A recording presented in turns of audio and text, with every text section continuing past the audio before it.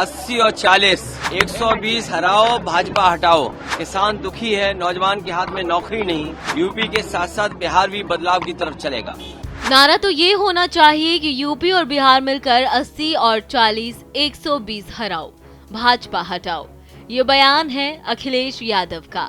दरअसल बीजेपी ने लोकसभा चुनाव के लिए उम्मीदवारों की पहली लिस्ट जारी कर दी है और यूपी में पीएम मोदी समेत 50 सीटों पर उम्मीदवारों की घोषणा कर दी गई है।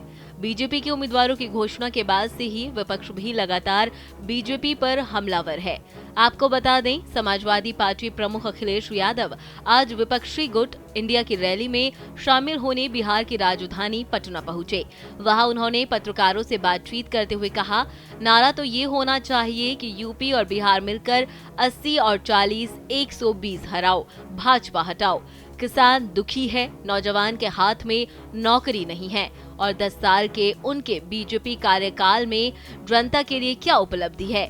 हमें उम्मीद है कि यूपी के साथ साथ बिहार भी बदलाव की तरफ चलेगा। नारा तो ये होना चाहिए, यूपी और बिहार मिलकर के 80 और 40, 120 हराओ, भाजपा हटाओ। 120 हराओ, भाजपा हटाओ। किसान दुखी है, नौजवान के हाथ में नौकरी नहीं और 10 साल के उनके कार्यकाल में क्या उपलब्धि है जनता के लिए।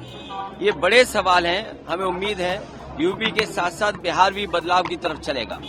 आपको बता दें, लोकसभा चुनाव से पहले विपक्ष द्वारा रविवार को पटना के गांधी मैदान में जन विश्वास महारैली का आयोजन किया गया है। इस महारैली का आयोजन मुख्य रूप से लालू प्रसाद पार्टी की राजद के द्वारा किया गया है, जिसमें राजद सुप्रीमो लालू प्रसाद यादव, कांग्रेस के लोकसभा सांसद राहुल गांधी, कांग्रेस के राष्ट्रीय अध्यक्ष मल्लिकार्जुन खड़गे, वामदल के नेता डी राजा, माकपा के सीताराम येचुरी, दीपांकर भट्टाचार्य के अलावा उत्तर प्रदेश के पूर्व सीएम अखिलेश यादव सहित कई अन्य बड़े चेहरे दिखे।